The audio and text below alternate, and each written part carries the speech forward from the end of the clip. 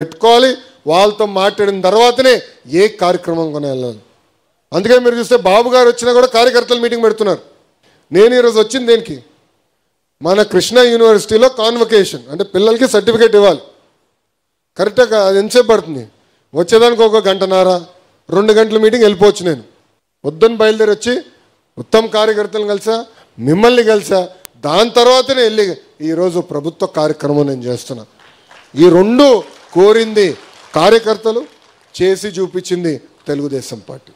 కష్టపడదాం, అధికారంలో ఉన్న కాళ్ళు ఎగరేసుకుని తిరుగుతాం కాదు. 151 11 అయిందంటే దానికి కారణం అహంకారం, అంటే వాళ్ళ మాట విధానం. ఇప్పుడు కూడా అధికారంలో ఉన్నట్టు కాళ్ళు ఎగరేసుకుంటున్నారు. చేయనండి, కానీ ఎర్ర బుక్ అని వాళ్ళు ఇప్పుడు ఎర్ర బుక్ రాజ్యాంగం అని భయపడిపోతున్నారు రా స్వామి. మొన్నటి వరకు మీసాలు మెలేసి అబే నాకేమవుతుందో తోపుతురం ఏమన్నారు ఆయన తమ్మినేని గారు, రథం ఏదో వస్తుందంట, అందరికి కస అన్నాడు, అయిపోయింది. కార్యకర్తల పైన ఎక్కిపోయాడు ఆయన. మీరు అందరూ వైకాపాలను ఒకటే అడగాలి, అధికారంలో కలవలేకపోయారు, అది డిఫరెంట్ స్టోరీ.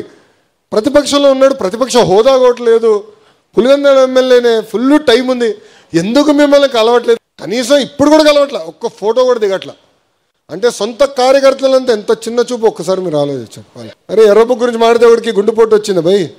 ఇంకొకటి పరిస్థితి ఎలా ఉందో మీకు బాగా తెలుసు కదా, ఏదో మాట్లాడేశాడు. నా గురించి మాట్లాడినప్పుడు నేను బాధపడలా, ఎప్పుడైతే మా తల్లి జోలికి వచ్చాడో ఆనాడే నేను ఫిక్స్ అయ్యా, టైం వస్తుంది మీకు చూపిస్తారో ఒక్కొక్కటి సంగతి.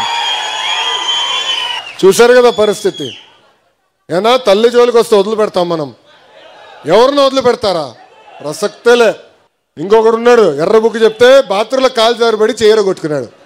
ఒక పద్ధతి ప్రకారం వెళ్తున్నాం, చట్టపరమైన నిర్ణయాలు తీసుకుంటున్నాం. అందుకే మనం తీసుకున్న నిర్ణయం ఈరోజు ఎవడు ప్రశ్నించలేకపోతున్నాం. ప్రజలు కూడా ఎస్ బాగా చేస్తున్నారు, వీళ్ళకి తెలియాలరా అనేది ప్రజలు కూడా భావిస్తున్నారు.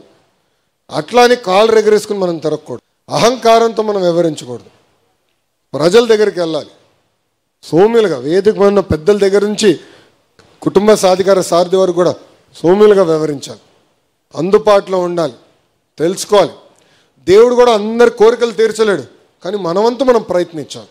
ఇప్పుడు రవణ అనేక అద్భుతమైన కార్యక్రమాలు చేస్తున్నారు, నియోజకవర్గంలో కూడా బాగా జరుగుతున్నాయి.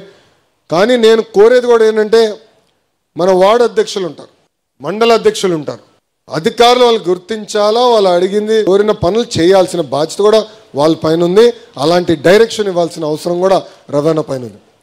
అలానే మీరు చట్టాన్ని ఉల్లంఘించి చెడ్డపేరు పట్టుకు తీసుకొస్తే వదిలిపెట్టారు, నేనే వస్తా కర్ర పట్టుకొని. ఎందుకంటే ప్రజలు ఒక బాధ్యతతో మనం గెలిపించారు. 94% అండి, ఎప్పుడు రాని విధంగా మనకు వచ్చింది. నేను ఎప్పుడు నా కళ్ళ కూడా ఉంచలే ఇన్ని సీట్లు మనకు వస్తాయి. కానీ ప్రజలు గెలిపించారంటే ఒక బాధ్యత ఇచ్చారు.